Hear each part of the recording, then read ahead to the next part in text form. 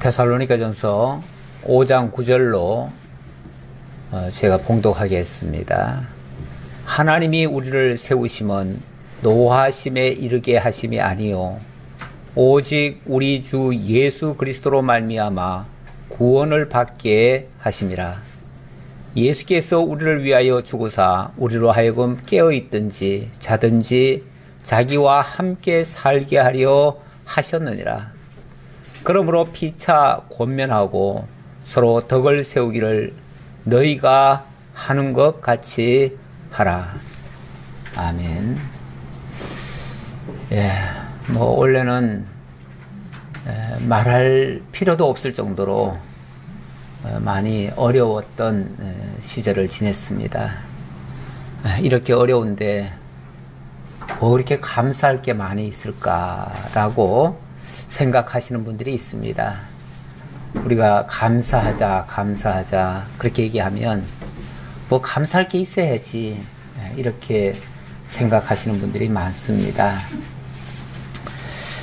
그런데 이 지금 추수감사절이라고 지금 표현을 해놨는데, 이 추수라고 하니까 사람들이 당장 어떤 뭔가 열매, 당장 눈에 보이는 큰 어떤 소득, 원래 시골로 말하면은 농사 지어 가지고 그것을 거둔 거, 그걸 추수라고 하지요.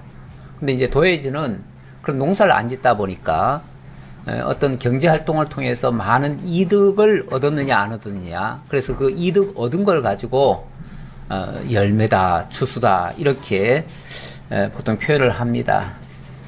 그런데 우리 기독교가 추수감사절로 지내는 것이 과연 그런 어떤 보이는 소득을 가지고 그렇게 감사하는 것인가? 꼭 그렇지는 않습니다.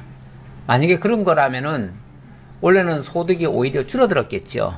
줄어들었을 테니까 당연히 감사도 못하는 것이 맞지요. 그런데 그런 차원에서의 추수가 아니고, 하나님이 우리를 세우시고 하나님의 은혜 속에서 우리에게 주신 그 복, 그걸 가지고 우리가 추수다, 이렇게 말할 수가 있습니다. 그래서 추수감사절의 그 의미를 다시 한번 새겨보는 그런 날로 삼았으면 좋겠는데요. 일단 영어 단어부터 한번 좀 생각을 해볼게요. Thanksgiving Day라고 보통 이제 얘기를 하는데, 이 말은 여기에 추수라는 말이 사실은 없습니다. 없고 받은 은혜에 대한 감사다, 이렇게 이제 표현할 수가 있습니다.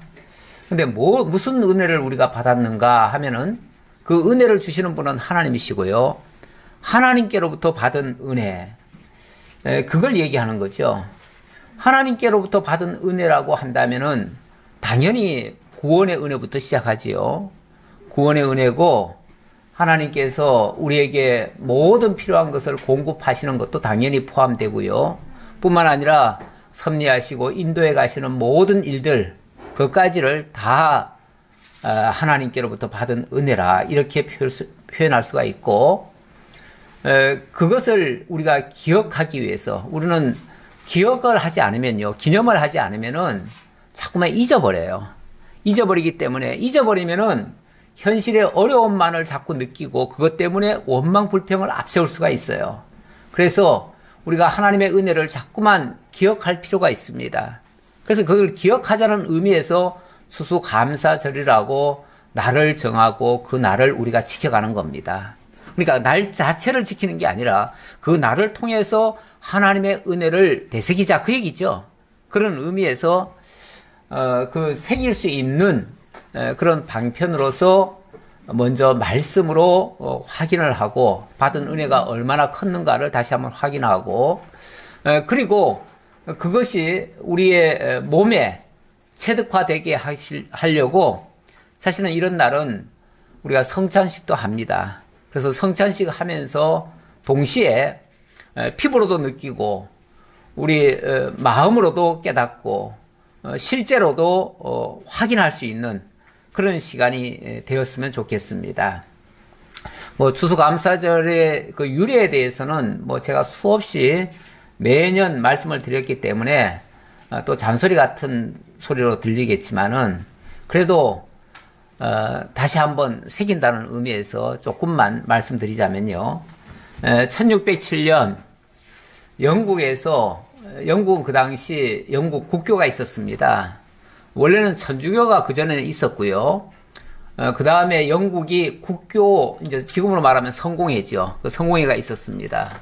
근데 이 성공회는, 가톨릭과 개혁교의 한 중간쯤이 돼가지고, 형식은 천주교를 따르고, 내용은 개혁교회를 따르기는 하는데, 온전히 개혁을 하질 못했어요. 그러다 보니까 이 개혁교도들이 온전한 자유와 온전한 신앙을 부르짖으니까 거기에 대해서 엄청난 핍박을 가했습니다.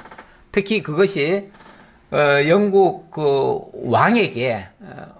왕에게 피해가 올 것을 두려워해 가지고 왕이 이제 압박을 넣기 시작했죠. 그러다 보니까 신앙의 자유가 억압되고 그래서 신앙의 자유를 지키겠다고 하는 사람들이 일종의 청교도들인데요. 그들이 우리는 순수하게 말씀만을 지키고 따르겠다라고 하면서 거기서 사실은 피신을 했죠. 처음에는 네덜란드 쪽으로 피신을 했다가 나중에는 집단적으로 다른 지역으로, 그러니까 영국에 영향이 미치지 않는 곳으로 쉽게 말하면은 이제 배를 타고 무작정 떠났습니다. 그리고 하나님께 맡기고 하나님께서 어딘가 분명히 우리에게 길 열어주실 것이다. 하나님을 철저히 믿는 사람들이니까 그것만 믿고 무작정 정말 배를 타고 나갔습니다. 수개월에 걸쳐서 망망대해를 헤매다가 발견한 곳이 지금의 그 아메리카 대륙입니다. 지금의 미국 대륙이죠. 미국이죠. 거기에 도착을 해서 거기서 이제 터전을 잡고 농사를 짓고 첫 해 얻은 수확 가지고는 그들이 가장 바랐던 것이 신앙의 자유잖아요. 그러다 보니까 예배당부터 지었다고 그래요. 그리고 두 번째 수확한 그 수확물 가지고는 학교를 짓고 그 다음에 3년째 됐을 때에 당신들 집을 지었다고 그래요. 그들이 신앙을 얼마나 우선시 했는가를 잘 알 수 있는 그런 대목이죠. 그리고 그 신앙을 바르게 하기 위해서는 교육이 얼마나 중요하다는 것을 절실히 느꼈기에 그래서 교회, 학교, 그리고 집은 어찌 보면은 이제 3순위가 된 거죠. 그렇게 해서 신앙을 지키면서 거기에 대한 감사로서 하나님 앞에 풍성한 그 수확한 것을 하나님께 드리면서 예배드린 그걸 기념해서 추수감사절이 시작이 됐습니다. 하지만 이게 단순히 그 풍성한 수확물만 가지고 얘기했느냐? 그건 아니죠. 오히려 그 신앙의 자유를 주신 것에 대한 감사가 더 컸고 이런 것들을 기억하기 위해서 그 다음부터는 이거를 완전히 제도화가 됐고 나중에는 미국이 영국으로부터 완전히 독립을 했습니다. 독립을 하고 나서 불과 지금 1600년경이니까 불과 지금 한 400년밖에 안 지났잖아요.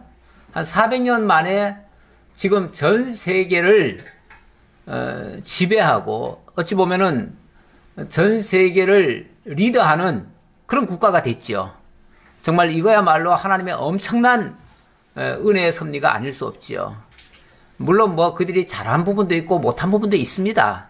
그런 어떤 인간적인 공과를 지금 따지자는 게 아니고 그들과 함께 하신 하나님의 그 역사를 우리는 보고 그들의 깊은 속에 있는 그 신앙을 우리가 지금 본받자는 의미에서 우리가 그것을 지금 새기는 것이고요. 그렇다고 해서 미국과 똑같은 그 날짜나 그 방식을 취하는 건 아니고요. 그들의 그 신앙을 향한 그 열정이나 그 신앙 자체를 우리가 지금 받아들이면서 우리도 그런 신앙으로 나아가자는 측면에서 우리에게 복음을 전해주기 위해서 한국에 정말 피를 뿌린 날, 그런 날을 기념을 해서 선교사가 와가지고 우리나라에 미국 선교사가 처음 와가지고 복음을 전해줄 때는요 순수하게 복음이 전해지지 않았습니다.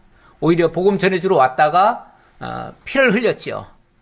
그랬는데 그 피 흘린 결과는 정말 그를 죽게 만든 사람이 예수를 믿고 그가 정말 하나님께로 돌아와서 이 한국 땅에 복음이 전파될 수 있는 이런 역사가 일어났죠.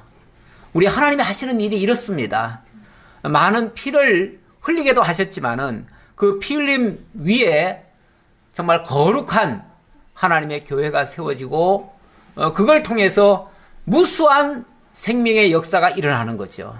우리 예수님의 비유로 말하자면 하늘의 미랄이 심겨지면 땅에서 많은 싹이 일어나고 거기서 많은 열매가 맺힌다 하는 것처럼 어찌 보면 그 선교사들이 하늘의 미랄처럼 한국 땅에 와서 피를 흘린 겁니다.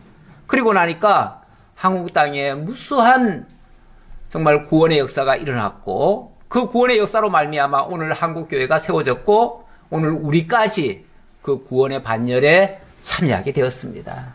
이것이 어찌 보면 영적 추수입니다. 영적 구원의 역사가 바로 추수예요.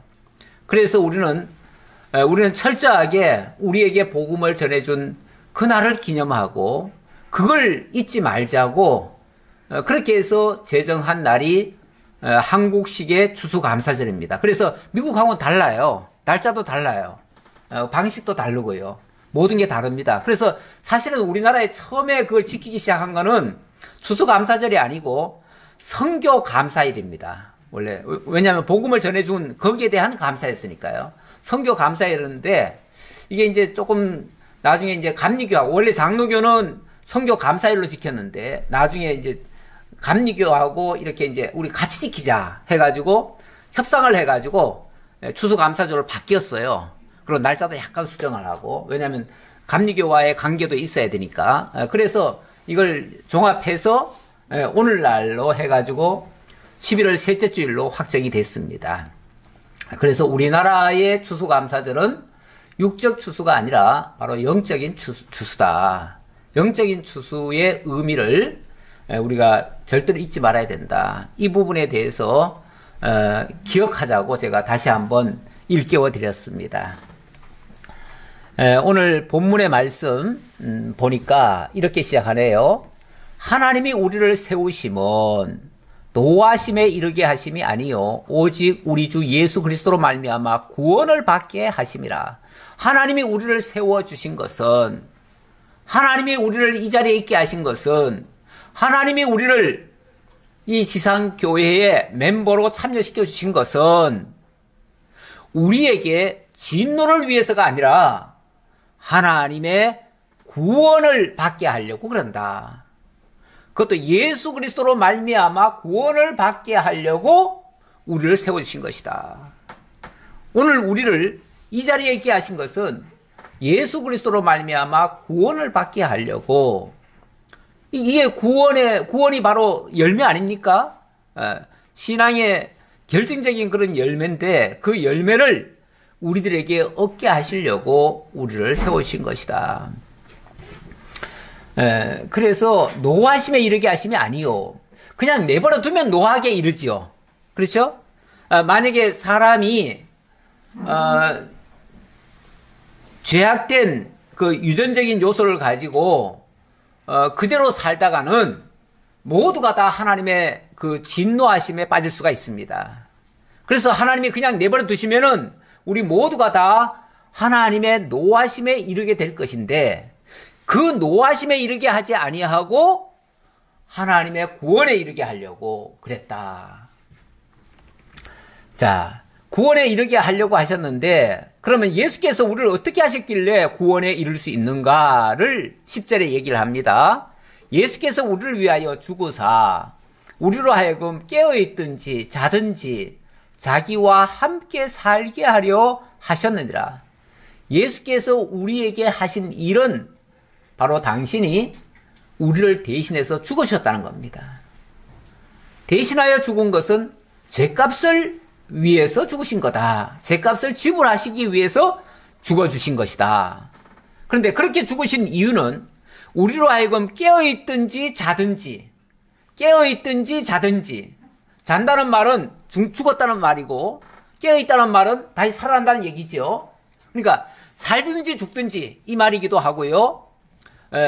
우리 예수께서 당신이 죽으셨다가 3일 만에 부활하셨잖아요.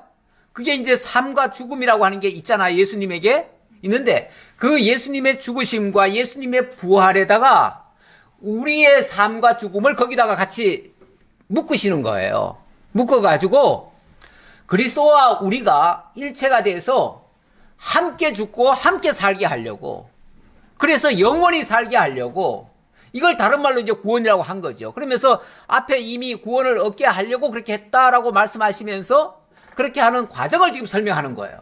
과정을 설명하는데 그게 바로 예수 그리스도로 하여금 죽게 하시고, 그 죽음에 죽을 우리를 거기다가 같이 죽게 하시고, 그리고 예수 그리스도의 부활에 우리의 삶을 또 같이 연결해서 묶어가지고, 그래서 그리스도가 죽고 그리스도가 살아남에 우리도 같이 죽고 같이 살아나서 결국 그리스도가 누리시는 그 영생에 우리도 참여하게 하시려고 그러신 거다. 그게 진짜 구원이다. 그 말이죠. 그러니까 우리는 우리 생명이 이 땅에 살면서 이게 전부라고 생각하지만 사실은 이 땅에 사는 모든 인류는 얼마 안 가서 다 죽고 말아요. 다 죽고, 그리고 세상 말로는 사망이다 이렇게 선언하고 말아요. 사망 그러면은 죽어서 망했다, 결국 끝났다, 그 얘기거든요. 그의 일생은 끝났다 이걸로 이제 선언하고 끝내버리는데 그게 아니고 그리스도 예수 안에서는 영원한 생명으로 완전히 탈바꿈을 시켜주시는 거예요. 이렇게 해서 완전히 새로운 생명으로 우리를 바꾸시니까, 이렇게 하시니까 그러므로 피차 권면하고 서로 덕을 세우기를 너희가 하는 것 같이 하라. 자, 그러므로 다시 말하면 하나님이 우리를 그리스도와 함께 죽고 함께 살아나서 영생을 얻게 하려고 구원하셨으니 이제 구원받은 자들로서는 그 자리에 갈 때까지 우리가 서로 할 일이 피차 권면하는 일이다. 그리고 서로 덕을 세우는 일이다. 왜 권면과 덕이 필요할까요? 우리는 우리 스스로가 너무나 미약한 존재들입니다. 연약한 존재들이에요. 우리가 다 선 줄 알지만 솔직히 말하면은 건드리기만 해도 다 넘어져요. 다 넘어져요. 사단이 옆에 와서 살짝 유혹만 하면요, 백발백중 다 넘어갑니다. 안 넘어갈 사람이 하나도 없어요. 섰다고 하는 순간 넘어질까 조심하라. 우리는 섰다고 하는 순간 넘어졌다고 봐야 됩니다.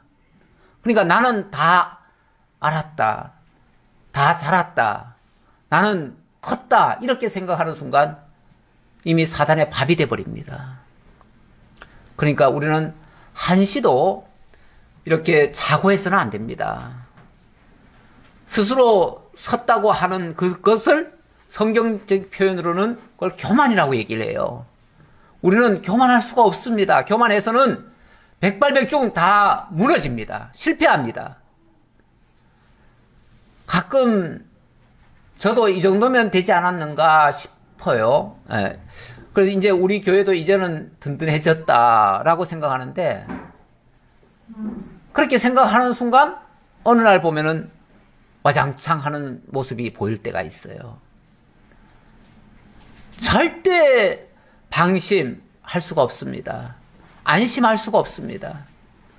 언제 어느 순간 어떻게 무너질지 사실은 장담할 수 없습니다.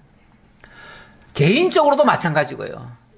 교회적으로도 마찬가지고요.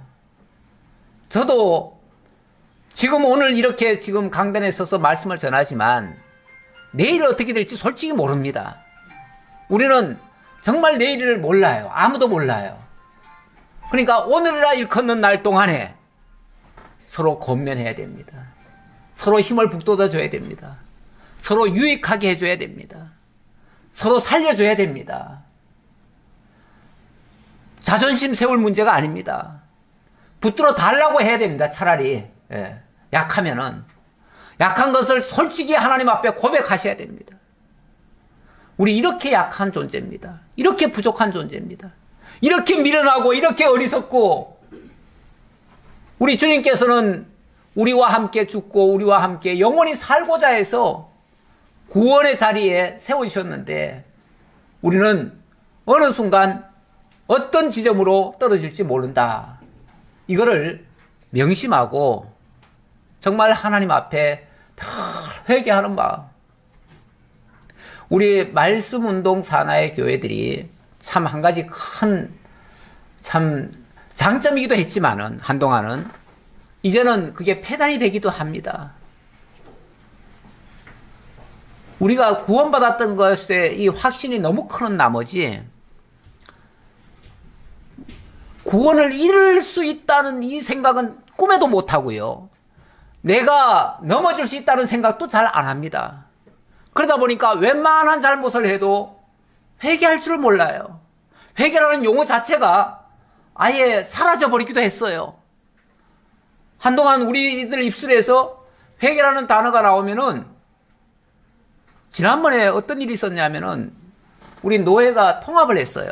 통합을 했는데 기도하시는 분이 뭐 하나님께 뭐 회개합니다. 그리고 뭐 지난날 우리들이 이렇게 잘못을 많이 했습니다. 그러면서 하나님 앞에 막 회개를 얘기를 했더니 나중에 끝나고 나서 한 분이 그러시더라고요.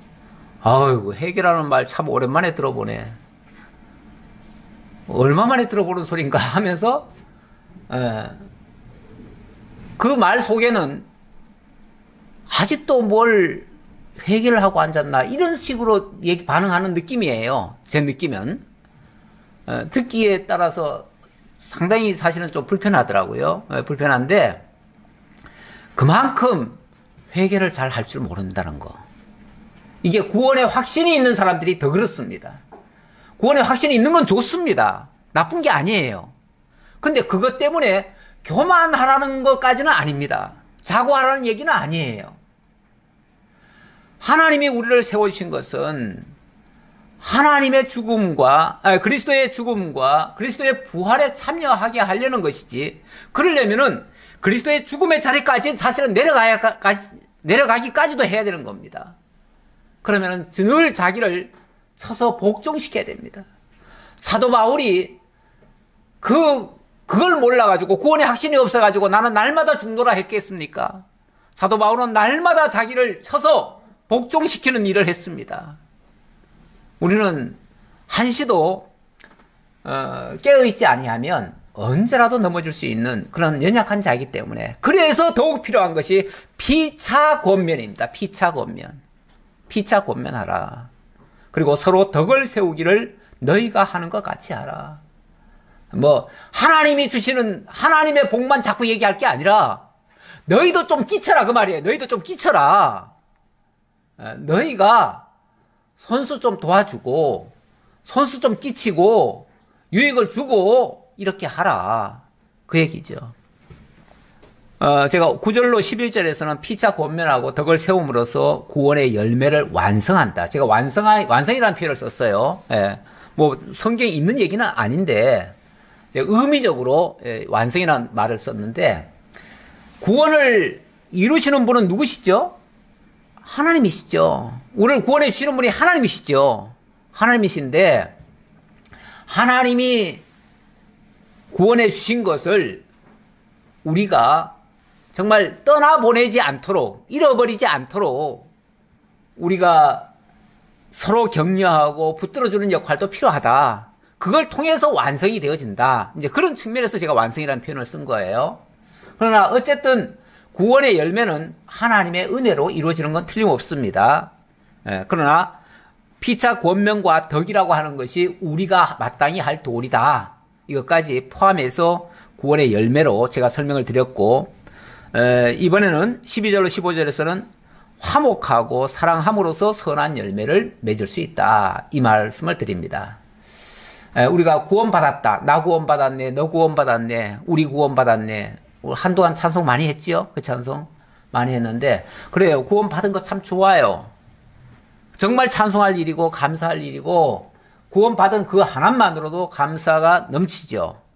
그런데 구원 받았다는 말만 했지 선함으로 나타나지 않는다면, 그래서 구원 받아서 뭐가 달라지는데, 무슨 변화가 있는데, 예.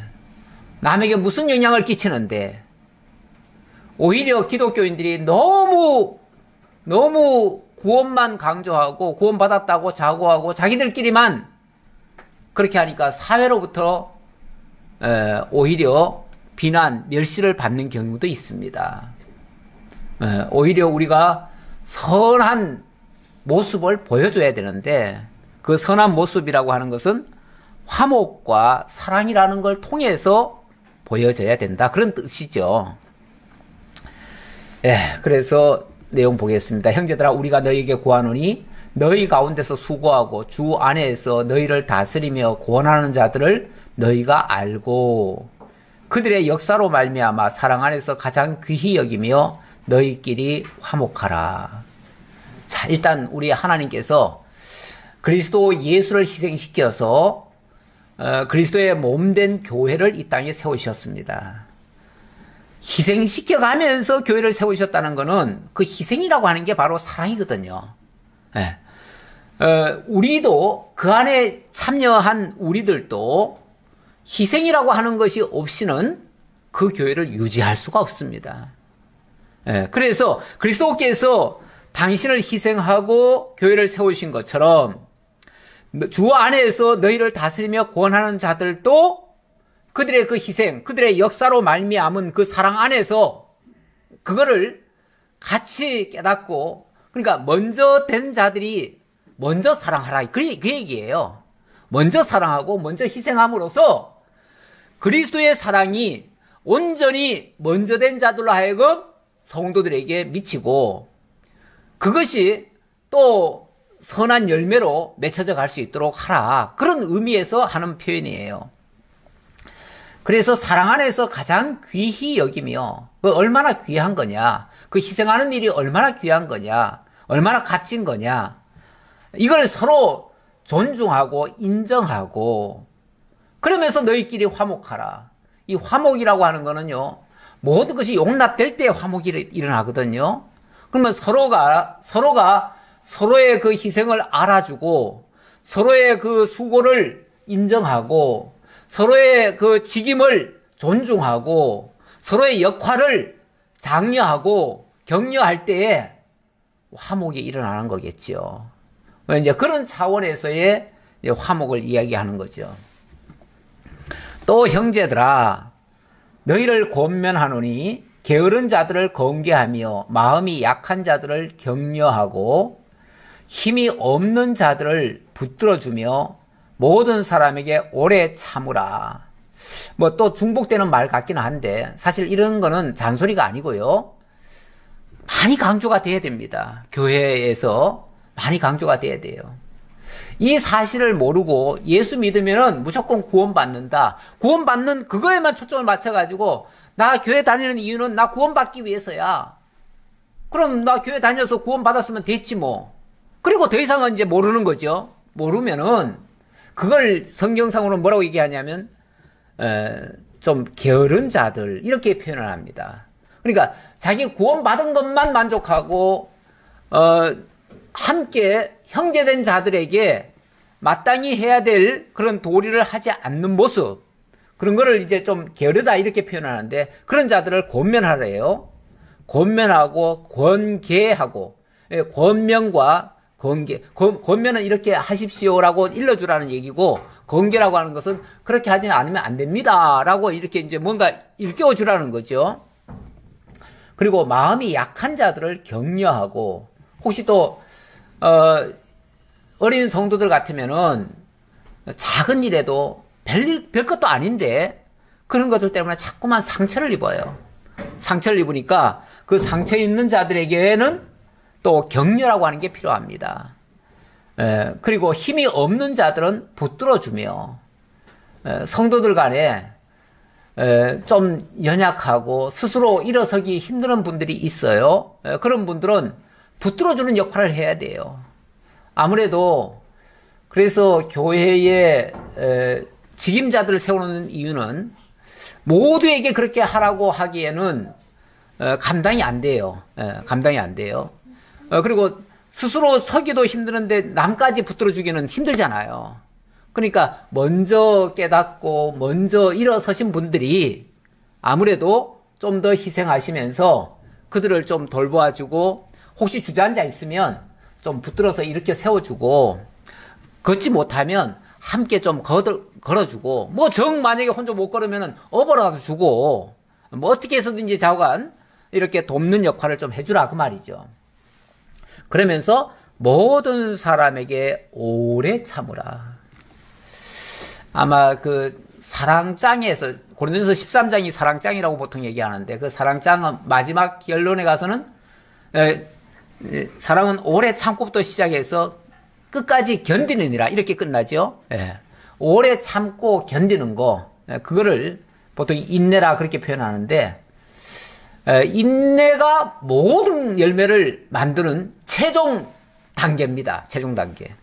이 농부도요, 계속 자라게는 하는데 성질 급해가지고 밤에 그냥 벼가 요만큼 나왔는데 쑥 뽑아 올려요. 그러면 뭐가 되죠?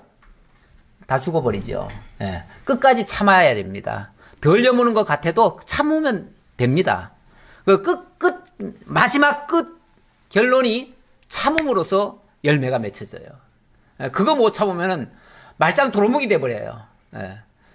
우리가 왜 가끔씩 뭐 하다가 막 성질 나거나 뭘 하거나 하면은 여지껏 잘 참아오다가 어느 순간 그럽니다.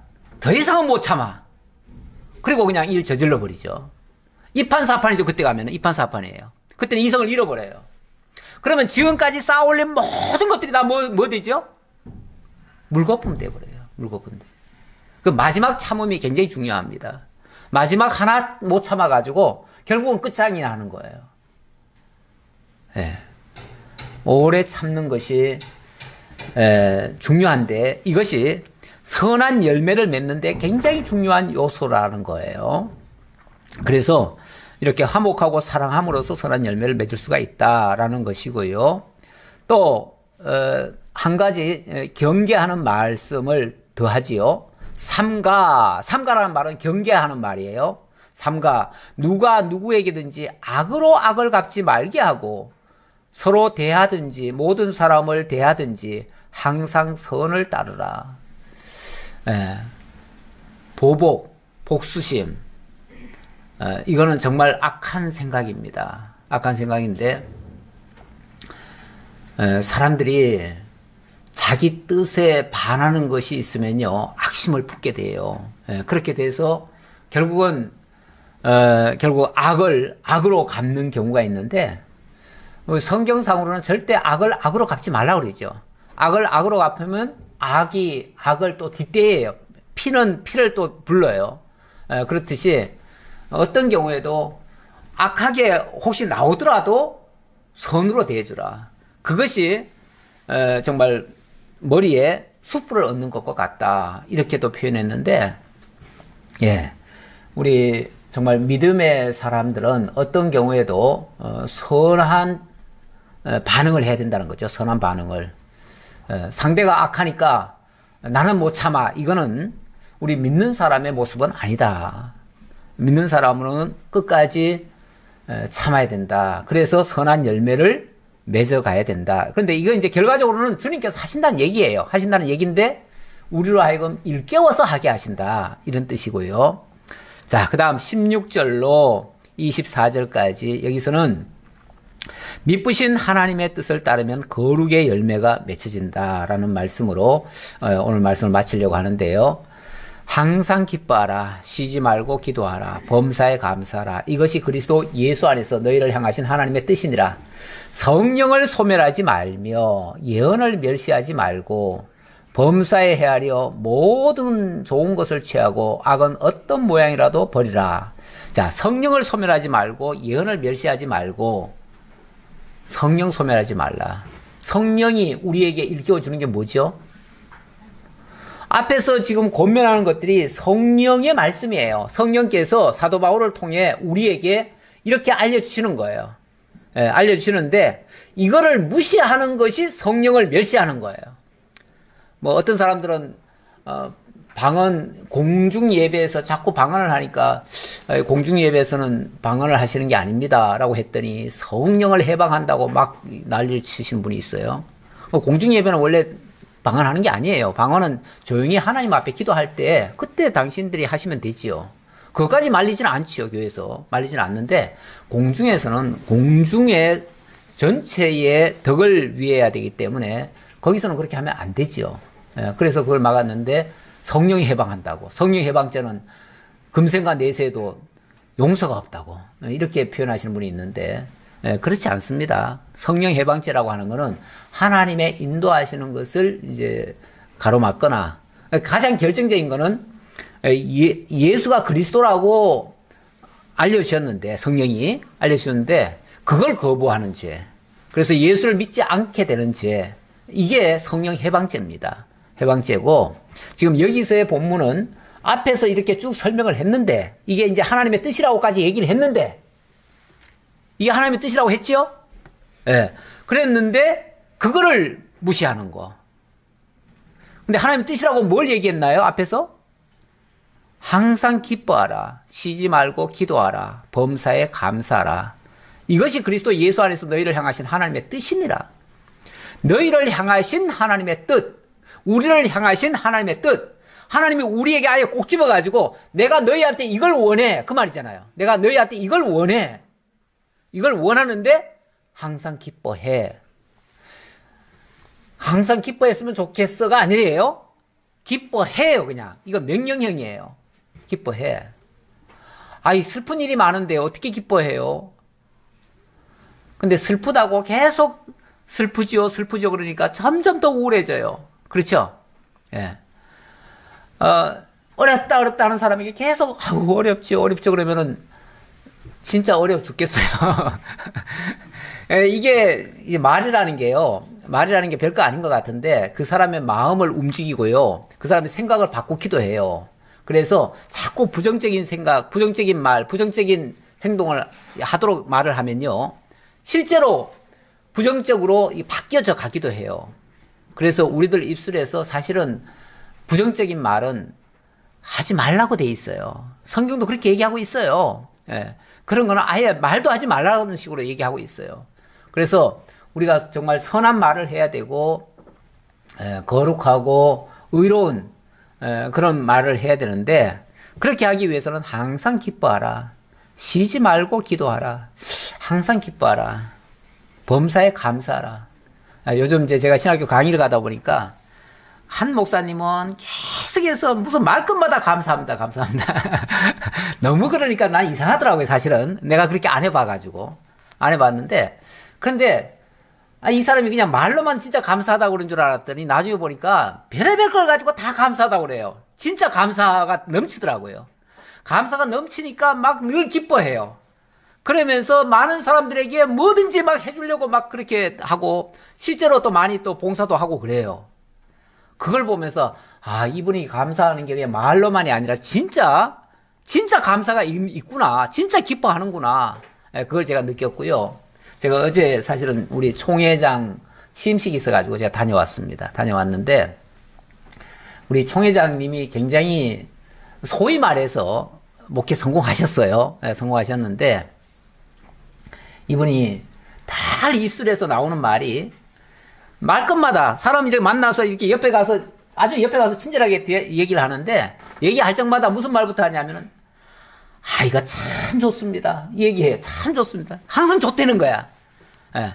좋다고 하면서 이제 얘기를 쭉 꺼내는 좋다고 하니까 사람들이 귀를 기울일 거 아니에요? 귀를 기울이니까 그때 진짜 좋은 얘기를 하는 거예요.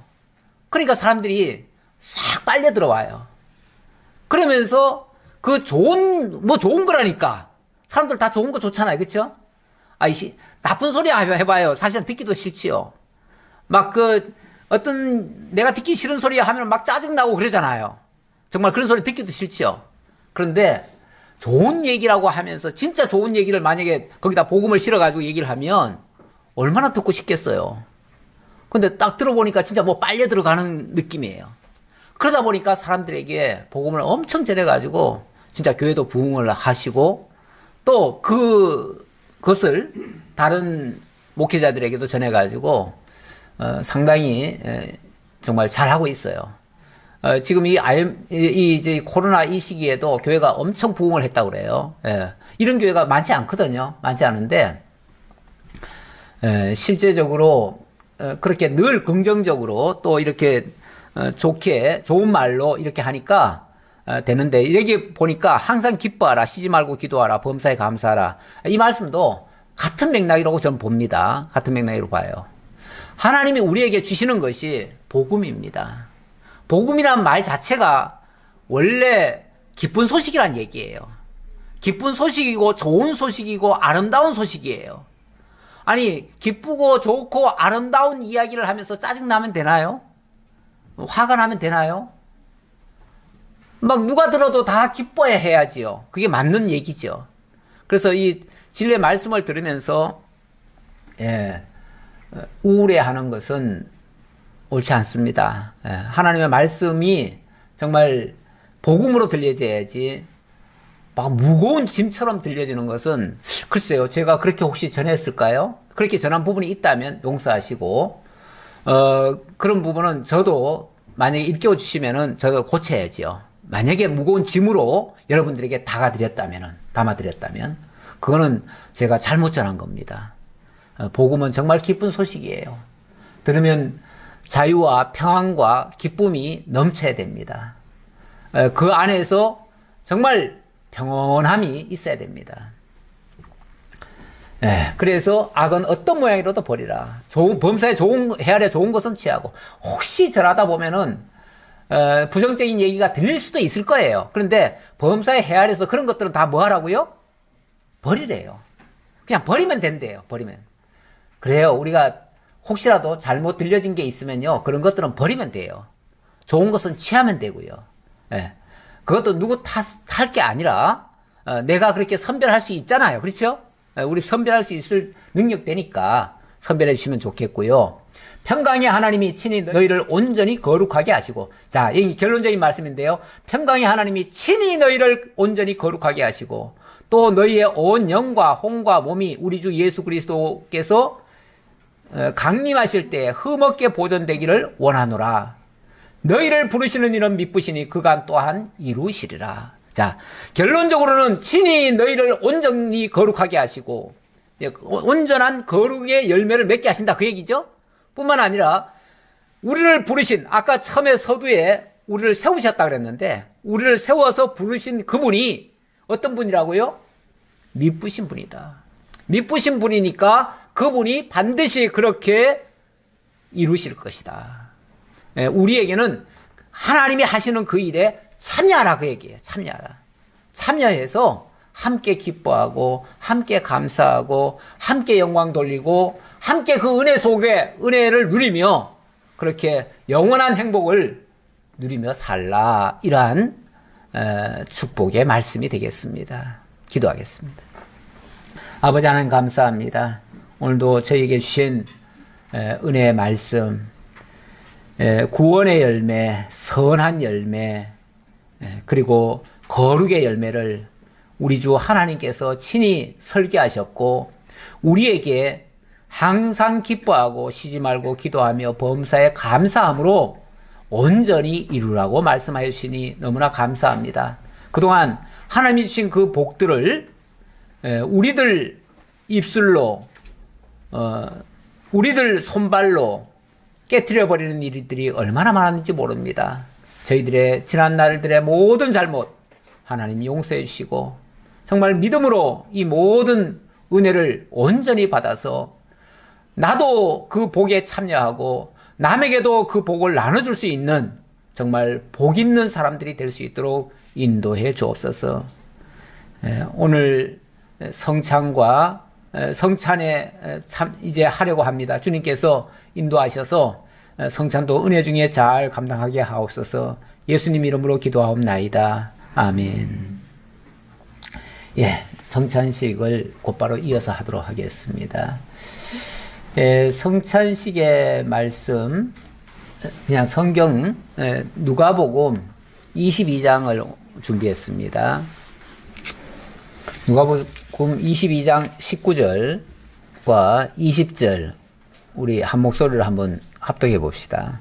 또 떡을 가져 감사 기도하시고 떼어 그들에게 주시며 이르시되 이것은 너희를 위하여 주는 내 몸이라 너희가 이를 행하여 나를 기념하라 하시고 저녁 먹은 후에 잔도 그와 같이 하여 이르시되 이 잔은 내 피로 세우는 새 언약이니 곧 너희를 위하여 붓는 것이라.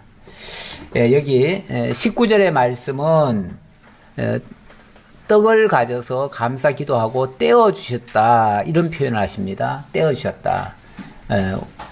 떡을 직접 한 덩어리를 가지고 그걸 떼어서 12제자에게 나눠줬다 그 얘기죠. 나눠줬다 그 얘기인데 그러면서 거기다가 의미를 부여합니다. 이것은 너희를 위하여 주는 내 몸이다. 너희를 위하여 주는 내 몸이다. 그러니까 지금은 떡을 주는 거지만 이 떡은 곧 내가 너희를 위해서 이 육체를 이렇게 희생하는 것을 가리킨다라고 그 의미를 부여한 겁니다. 의미를 부여한 것이고 그렇다고 해서 그 떡 자체가 예수님의 살덩어리라는 얘기는 아니에요. 그건 아닌데 그런 의미로 받아들여라 그 얘기죠. 그러면서 이거를 내가 다시 올 때까지 너희가 이를 행하여 나를 기념하라 이렇게 얘기합니다. 또 다른 성경에 보면은 내가 다시 올 때까지 이걸 기념하라 그렇게 얘기합니다. 왜냐하면 예수님 오시는 그날까지 이거를 잊지 말아야 된다 그 얘기예요. 잊지 말게 하기 위해서 그래 우리는 모두가 다 그리스도라고 하는 한 몸에서 나온 형제들이야. 거기서 떨어져 나오게 해서 지금은 다 객체가 됐지만 그러나 원칙은 한 몸에서 나온 자들이야. 그러니까 우리는 다 형제야.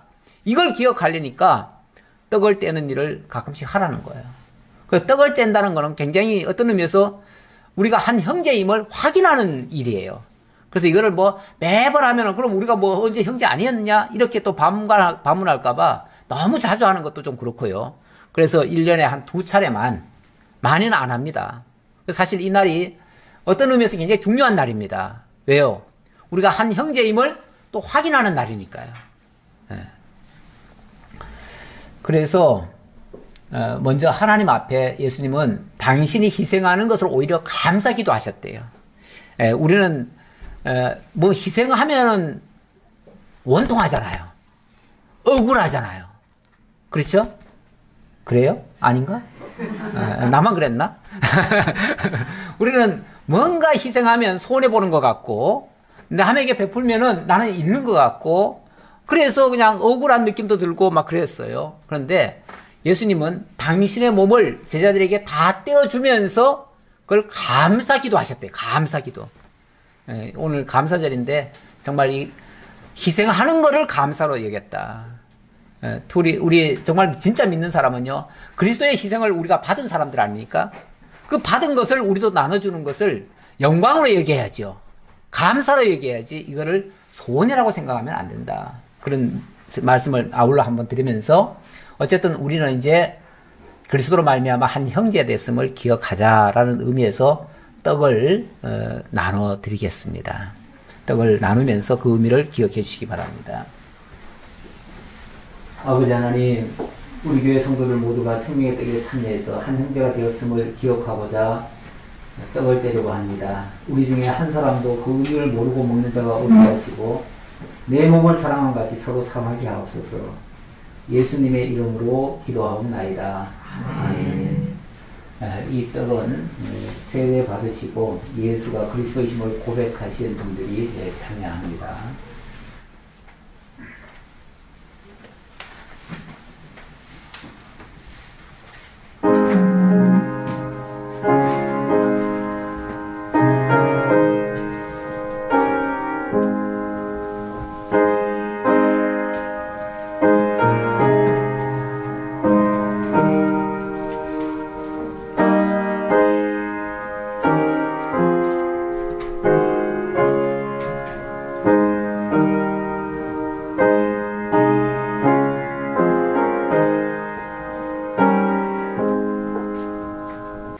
이어서 우리 잔을 마시는 장면입니다. 저녁 먹은 후에 잔도 그와 같이 하여 이르시되 이 잔은 내 피로 세우는 새 언약이니 곧 너희를 위하여 붓는 것이라. 내 피로 세우는 새 언약이다.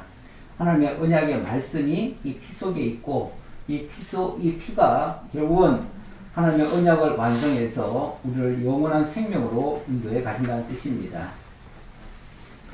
네, 기도하겠습니다. 아버지 하나님, 주의 은혜와 믿음으로 떡에 참여한 성도들이 또 잔을 통해서 주의 생명에 참여되었음을 깨닫고자 성찬을 하려고 합니다. 오늘 성찬에 참여하는 성도들이 모두 주께서 흘리신 피의 공로를 기억하고 우리도 형제를 위해서 희생하고 사랑하는 자들이 다 되게 하옵소서. 예수님의 이름으로 기도하옵나이다. 아멘.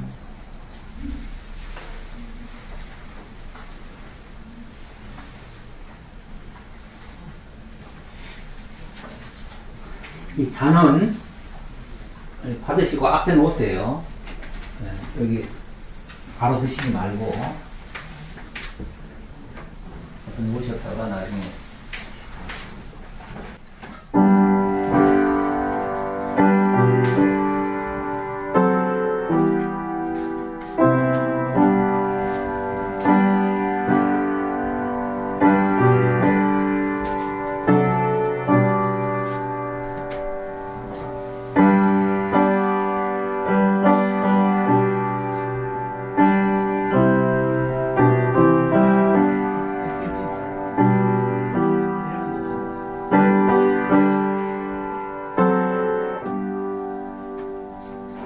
주께서 불러주시고 새 생명을 주시지 않았다면 아무런 의미 없이 왔다가 그저 허무하게 사라져버릴 수밖에 없는 무가치한 인생들이었지만 주님께서 우리를 특별히 사랑 가운데 영원 그리스도 안에서부터 사랑의 대상으로 삼아주시고 때가 됨에 불러서 하나님의 자녀로 삼아주신 것 너무나 감사합니다. 이 은혜를 우리에게 기억하게 하시려고 오늘 구원의 열매, 선한 열매, 또 거룩의 열매를 일러주셨습니다. 이 말씀 기억하고 성찬과 더불어 우리가 한 지체임을 기억하고 이제는 형제들을 위해서 정말로 희생하고 헌신하고 봉사하며 서로 권면하며 서로 덕을 세우며 아름답게 신앙생활 하기를 작정하고 살아갈 수 있는 저희 모두가 되게 하옵소서. 함께해 주옵시길 간절히 바라옵고 예수님 이름으로 기도하옵나이다. 아멘.